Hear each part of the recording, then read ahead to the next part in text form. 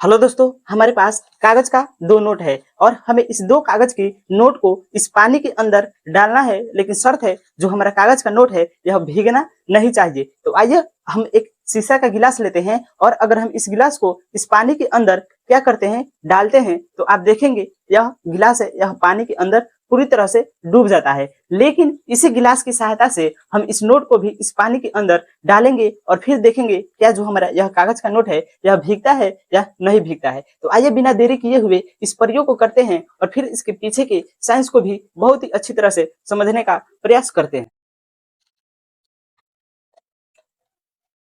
तो चलिए, अब जो हमारा कागज का दो नोट था वह इस गिलास के अंदर है। अब आइए हम इस गिलास को इस पानी के अंदर डालते हैं और फिर देखते हैं क्या जो हमारा कागज का नोट है यह भीगता है या नहीं भीगता है। या नहीं भीगता है तो क्यों नहीं भीगता है। आइए एक बार और करते हैं।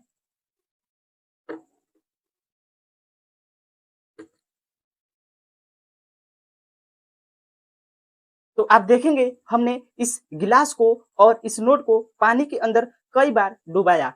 तो आइए फिर देखते हैं क्या जो हमारा कागज का नोट है यह भीग गया है या नहीं भीगा है। तो आइए हम इसे चेक करते हैं।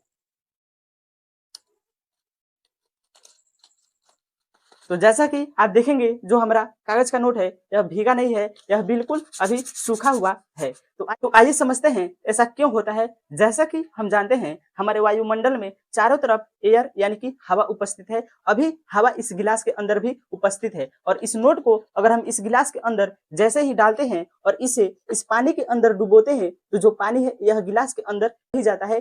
क्यों?